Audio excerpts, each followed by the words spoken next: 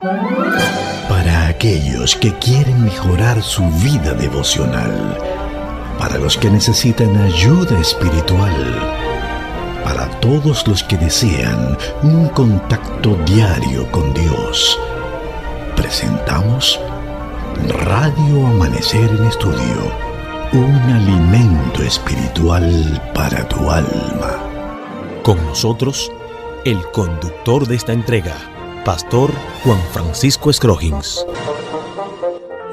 Cada día es un privilegio y un honor estar con ustedes estudiando la palabra de Dios, la Biblia. De eso se trata Radio Amanecer en Estudio. En esta semana hemos tenido temas interesantes, una carne, la novia hermosa, y quizás usted está sintonizando por primera vez y se pregunta, bueno, ¿y en relación a qué? Es que la lección número 3 que analizamos en la Iglesia Adventista a través de la guía de estudio a nivel mundial nos está enseñando un título bien importante en esta semana, imágenes tomadas del matrimonio, y de eso se trata, y utilizamos un pasaje de la Biblia que sirve de fundamento y que memorizamos en el transcurso de toda la semana. Y él me dijo, escribe, bienaventurados los llamados a la cena de las bodas del Cordero. Además me dijo, estas son palabras verdaderas de Dios. Apocalipsis capítulo 19, verso 9. En el día de hoy tenemos el propósito de estudiar con ustedes la esposa ramera de Oseas. Es el tema que estaremos abordando en el día de hoy. Y así rápidamente saludamos al gran amigo y compañero de Viajes al Cielo, el pastor Cristian Veras, quien está con nosotros en los comentarios. Pastor, un fuerte abrazo, un saludo cordial y afectuoso, que Dios continúe derramando bendiciones en su vida y en sus seres queridos. Amén. Muchas gracias, pastor. Bendiciones y saludos afectuosos también para usted. Amén. Gracias. Para ustedes, amigos y hermanos, también un saludo muy especial, un abrazo fraternal. Que Dios les bendiga. Les invitamos de inmediato para que oremos en este momento.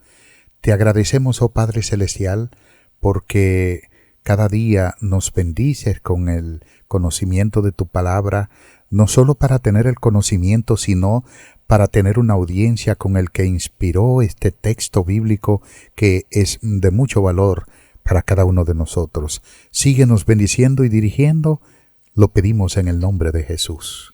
Amén. Amén. Pastor Veras y amigos oyentes, vamos a nuestro tema para este día, la esposa ramera de Oseas. Independientemente de lo que usted piense sobre el caso del mandato de Dios de casarse a un profeta con una ramera, si quiere tomarlo del sentido de literal o metafórico, la gran lección es la misma. Dios desea que el pueblo de Israel entienda en aquel entonces que si Él era su Dios, debían tenerlo a Él solo. De hecho, pastor, Dios comparte su gloria con personas o con dioses, o la adoración que debemos sentir para Dios es exclusiva para Dios, solamente para Dios. Lo he dicho en algunas ocasiones. En los profetas Isaías, Jeremías, encontramos reiteradas amonestaciones donde Dios dice que Él no comparte su gloria con ningún otro Dios. Yo soy Jehová y fuera de mí no hay otro. Isaías capítulos 41 al 45 está hablando de todo esto, y de hecho está poniendo en ridículo a los dioses paganos, esos dioses que eran de madera y de piedra. El profeta dice que semejante a ellos son los que lo fabrican. Dice, ¿cómo es posible que tú vayas y cortes al bosque un madero, un leño, con esto haga una casa, y con la madera que te sobre tú hagas un Dios, lo cargues sobre ti, entonces diga, tú eres mi Dios, y lo adores? Está diciendo que no tiene sentido que tú cargues a tu Dios cuando Dios debe ser el que carga naturalmente con todo. Y el mismo contexto bíblico es esto. Dios no comparte su gloria con otro Dios, y no hay otro Dios fuera de Jehová. Aquí hay una declaración en la Biblia que me gustaría, aunque juntos hemos estudiado sobre este caso, pero hay que recordar, pastor, que hay amigos que se van añadiendo nuevo y quizás no tuvieron la oportunidad de escuchar nuestra posición en torno a esta declaración de la palabra de Dios de la Biblia. Dice en el libro de Oseas, capítulo 1, el versículo 2, lo siguiente: el principio de la palabra de Jehová, por medio de Oseas, Jehová dijo a Oseas: ve, toma para ti una mujer dada a la prostitución e hijos de prostitución, porque la tierra se ha dado enteramente a la prostitución, apartándose de Jehová.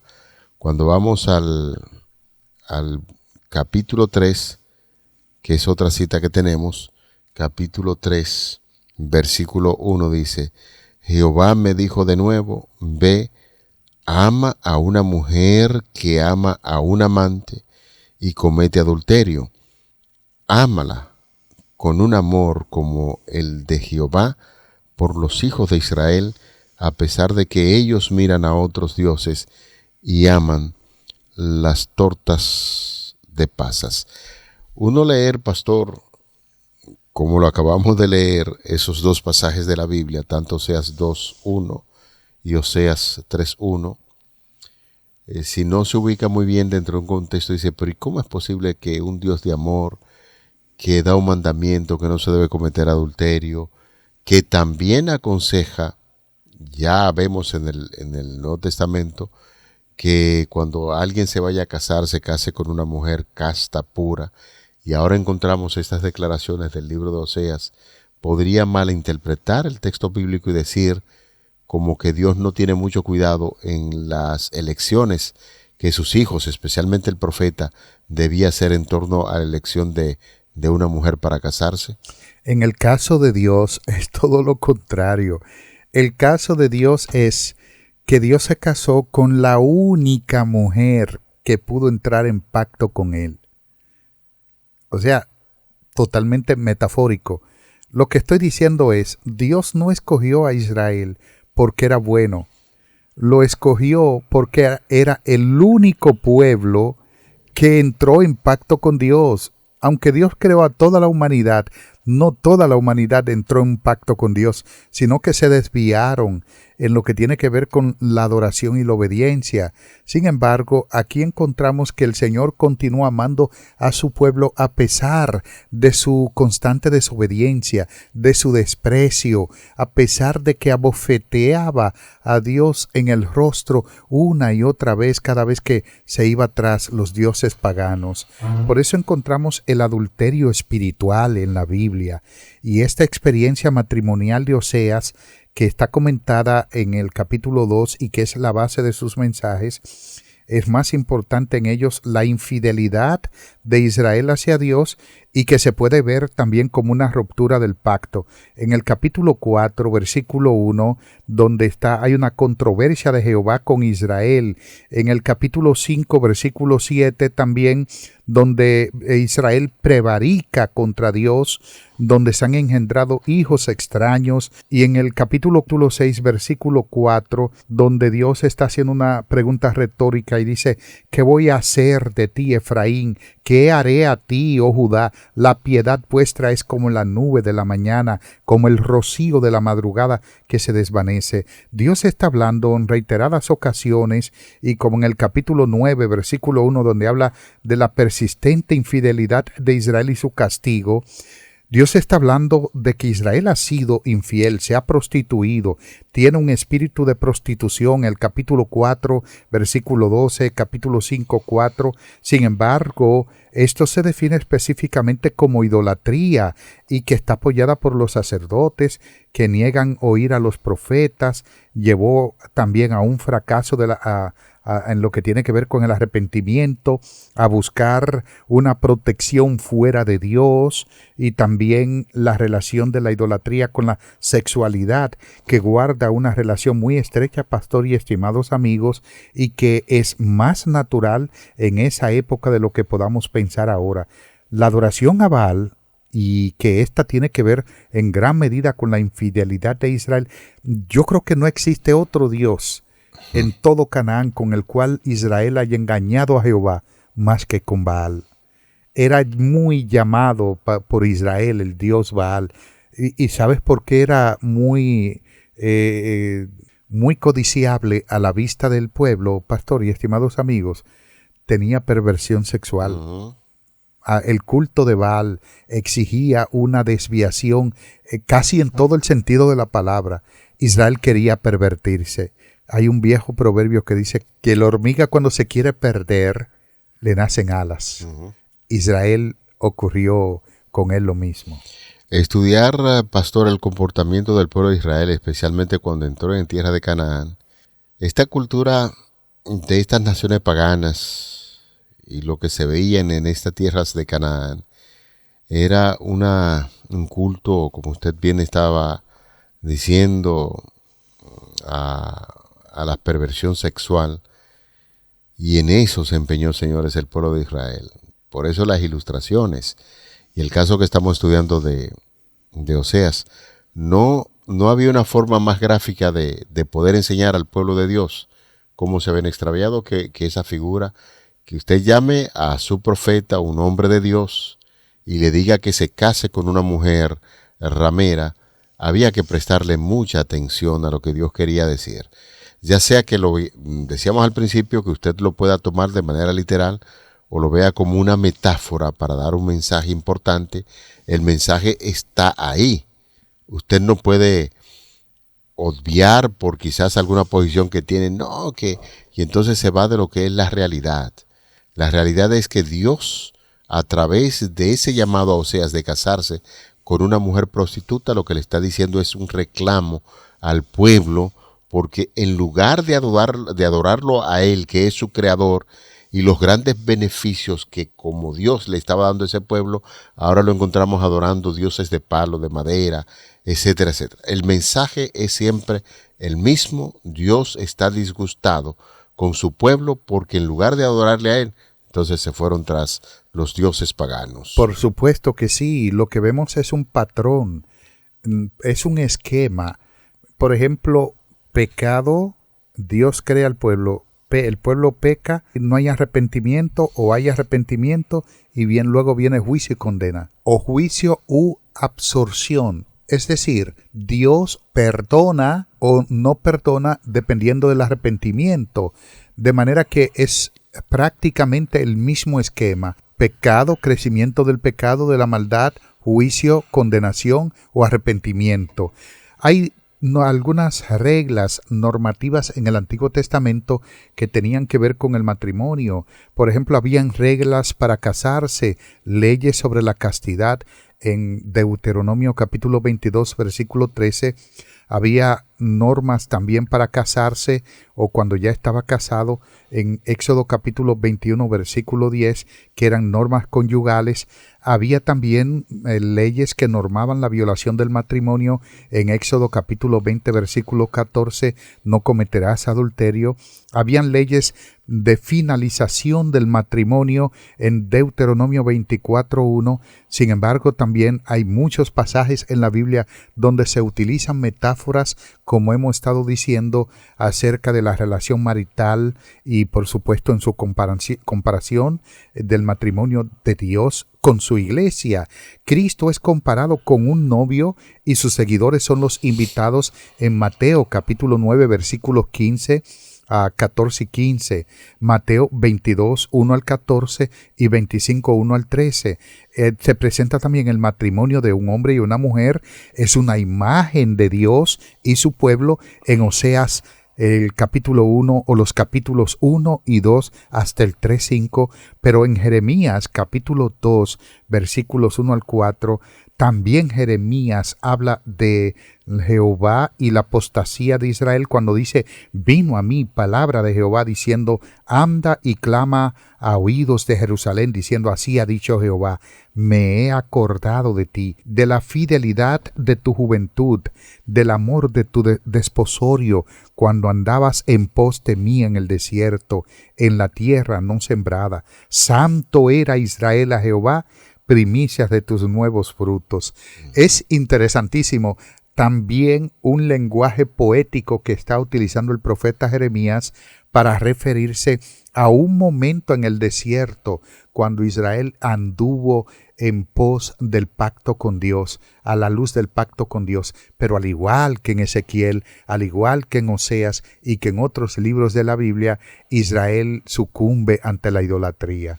Hemos presentado muchos argumentos ahí en el Antiguo Testamento y ya nos estamos dando cuenta de el desvío del pueblo de Israel. Vamos a llegar ahora a un escenario en el Nuevo Testamento. Reconocemos que estos eventos que hemos estudiado en el Antiguo Testamento, hay un pueblo que se retira de Dios, empieza a adorar dioses. El Señor llama a una persona fiel y hace una comparación de un matrimonio de ese hombre con una prostituta para hablar acerca de cómo el pueblo de Israel se había retirado. Ahora, pastor, en este caso vamos a trasladarnos al Nuevo Testamento y un libro que es muy estudiado, el libro de Apocalipsis. Yo quisiera hacerle una pregunta. Cuando ya hay una iglesia que al principio era fiel con el Señor, que al principio hacía sus asuntos de manera correcta, pero se extravía, actúa Dios para darle algún tipo de mensaje, y especialmente en el libro de Apocalipsis. Quiero leerle este pasaje para que nos dé su opinión. Vino entonces uno de los 7 ángeles que tenía las 7 copas y habló conmigo diciendo: ven acá y te mostraré la sentencia contra la gran ramera, la que está sentada sobre muchas aguas, con la cual han fornicado los reyes de la tierra, y los moradores de la tierra se han embriagado con el vino de su fornicación. ¿Qué relación tiene esto con lo que estamos diciendo al principio? Una iglesia fiel que se mancha, que se daña, y entonces leemos en Apocalipsis que hay una condenación para la gran ramera. ¿Quién es la gran ramera y por qué esta sentencia tan fuerte en el libro de Apocalipsis? Sí, la gran ramera se refiere a Babilonia. Babilonia es la falsa religión o la falsa adoración. Todo sistema falso de adoración, repito, es Babilonia. Todo sistema que intente tirar por el suelo los mandamientos de Dios y que corrompa a las demás denominaciones religiosas es Babilonia, es una iglesia corrupta. Por eso en Apocalipsis capítulo 17 la está presentando como una iglesia adornada con joyas y perlas, una ramera que está seduciendo a otras mujeres. Note que está siendo presentada en una figura como una mujer, Apocalipsis 17, y que guarda una relación, aunque no lo queramos ver, con Apocalipsis capítulo 12, con la iglesia verdadera. La iglesia de Apocalipsis capítulo 12 es la misma iglesia de Apocalipsis capítulo 17, solo que la iglesia en Apocalipsis 12 está en su mejor momento espiritual. Es como cuando la cita que di anteriormente de Jeremías, donde Dios estaba contento con su pueblo por el desposorio que había tenido con él. La iglesia se había relacionado, pero luego se pervierte. Es paralelo a lo que presenta Ezequiel capítulo 16 con esa muchachita que encontró, que entró en amores con él, que era fiel, pero que después confió en su hermosura y se desvió. Todo esto es paralelo. En Apocalipsis 17 aparece esa mujer vestida adornada con joyas, con perlas, y que seduce con el vino del furor de su fornicación a las demás mujeres. Es decir, este vino son las falsas doctrinas que presenta la iglesia de Babilonia a las demás iglesias. Esa descripción que usted está haciendo, pastor, nos lleva rápidamente a pensar en una declaración poderosa que encontramos en Apocalipsis 18 del 1 al 4, que está muy estrechamente relacionado con lo que estamos comentando. Si usted me permite dar lectura a los versículos del 1 al 4 del libro de Apocalipsis, sería muy importante para que usted pueda seguir con ese excelente comentario. Ponemos en el aire la lectura de estos versículos. Vamos a ver. Después de esto vi a otro ángel descender del cielo con gran poder, y la tierra fue alumbrada con su gloria, y clamó con voz potente diciendo: ha caído la gran Babilonia, y se ha hecho habitación de demonios y guarida de todo espíritu inmundo, y albergue de toda ave inmunda y aborrecible. porque todas las naciones han bebido del vino del furor de su fornicación, y los reyes de la tierra han fornicado con ella, y los mercaderes de la tierra se han enriquecido de la potencia de sus deleites. Y oí otra voz del cielo que decía: Salid de ella, pueblo mío, para que no seáis partícipes de sus pecados, ni recibáis parte de sus plagas. Es interesante ver que en Apocalipsis 18 está hablando de la caída de Babilonia. Está diciendo que Juan tuvo la visión de un ángel que descendía, cuya presencia alumbraba con su gloria toda la tierra. Este ángel es la proclamación del Evangelio. Y cuando dice otro ángel, no se está refiriendo a otro en la secuencia del capítulo 17, sino que está retomando al capítulo 14 de Apocalipsis, donde está el mensaje de los 3 ángeles. Este cuarto ángel es el sonar del segundo ángel. El segundo ángel es un llamado a salir de Babilonia y tiene parte del tercer ángel, que es un llamado a que el hombre comprenda sus planes y que abandone el camino de error. De manera que Apocalipsis capítulo 18, 1 al 4, tiene que ver con un llamado a salir de la confusión religiosa. Tiene que ver con un llamado a salir de la idolatría espiritual, la violación del cuarto mandamiento de Dios, que es la observancia del sábado, el dejar de adorar a los muertos o de hacer culto a los muertos, el dejar de hacer misas a los muertos, el dejar de confesar los pecados a un hombre mortal, un ser humano, cuando solamente debemos confesarnos ante Dios, como dice el apóstol Pablo en 2 de Timoteo capítulo 2 versículo 5, hay un solo mediador entre Dios y los hombres, Jesucristo hombre, de manera que este sonar de Apocalipsis 18 tiene que ver con aceptar toda la justicia de Cristo, la justificación por la fe, y el abandonar todo lo que es Babilonia, que el mundo entero que no guarda los mandamientos de Dios es Babilonia. Bueno, quizás las expresiones que están saliendo de nuestros labios para algunos van a resultar un tanto fuerte o difícil, siempre sucede así, pero de corazón sincero, apreciados hermanos, amigos, no importa la denominación religiosa a la que pertenezca, estamos presentando esto con mucho cariño, con mucho amor, con respeto también a las creencias que ustedes tienen, pero la palabra de Dios enseña algo bien interesante, y es que nosotros debemos prestarle mucha atención. Los temas que son así a veces, incluso la misma palabra de Dios utiliza términos muy fuertes para hacer una descripción de la fidelidad que debe tener el ser humano con su Dios, con Dios, el Dios Todopoderoso, y entonces evitar rendir nuestro amor, nuestra adoración a un Dios de palo y de madera, y esas son parte de la identidad que tiene a la iglesia a la que nos estamos refiriendo, o a las iglesias en este sentido que nos estamos refiriendo, que no quieren obedecer lo que Dios establece en su palabra.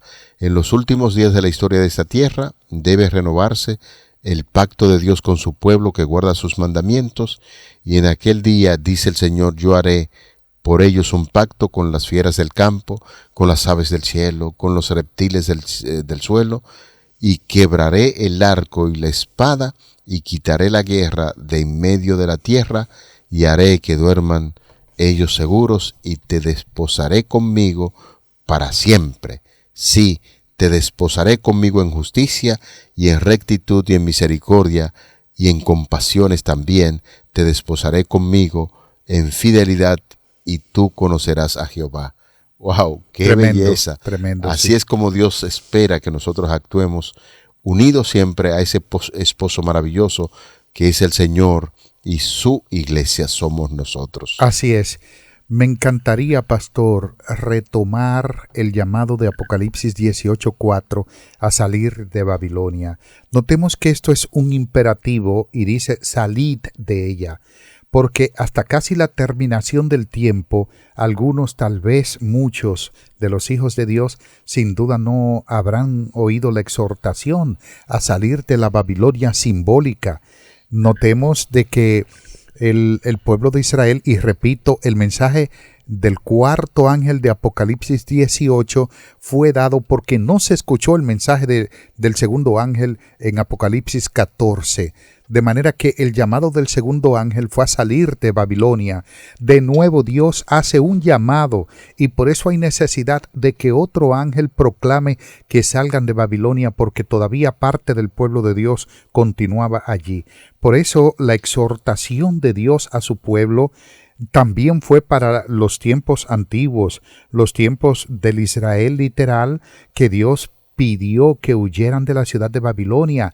En Isaías 48:20, Dios le dijo a través del profeta Isaías: salid de Babilonia, huid de entre los caldeos, dad nuevas de esto con voz de alegría, publicadlo, llevadlo hasta los postreros de la tierra, decid: redimió Jehová a Jacob su siervo. Notemos qué interesante. En Jeremías el capítulo 50, versículo 8, de nuevo el profeta Jeremías dice: huid de en medio de Babilonia y salid de la tierra de los caldeos y sed como los machos cabríos que van delante del rebaño.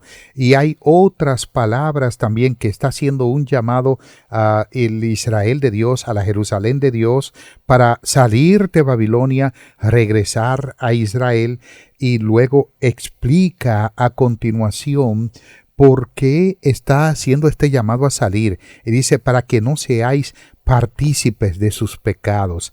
Esta es la primera de las dos razones que se dan para salir inmediatamente de la Babilonia simbólica, pastor. Los que participan de los pecados de Babilonia participarán de los castigos que vendrán por causa de ellos, que está, por supuesto, en las postreras plagas, como vimos al principio.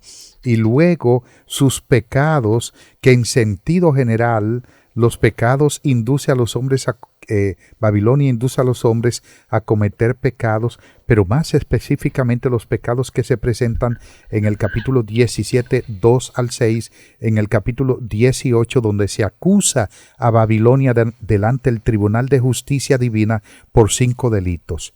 1. Orgullo. 2. Arrogancia. 3. Materialismo. 4. Ostentación y adulterio. Y luego viene el engaño y la persecución al pueblo de Dios. Si usted participa de esos pecados, como la Babilonia espiritual, también los castigos de Dios que vendrán sobre esa Babilonia vendrán sobre usted. Pero no queremos terminar con un tono negativo, pastor, sino decir que Dios hace un llamado. El mensaje es de parte de Dios para ti, para mí, que salgamos de Babilonia, que regresemos a la Jerusalén espiritual y que estemos en paz con Dios. Amén. Vamos a orar. Padre, al cierre de esta lección te agradecemos porque el Espíritu Santo siempre está conduciendo nuestras mentes para que podamos entender el mensaje bíblico. Amén. Ayúdanos siempre a tener esa apertura y hacer tu voluntad cada vez que aprendemos estas grandes verdades. Por Jesús te lo pedimos. Amén. Para aquellos que quieren mejorar su vida devocional, para los que necesitan ayuda espiritual, para todos los que desean un contacto diario con Dios, hemos presentado Radio Amanecer en Estudio, un alimento espiritual para tu alma.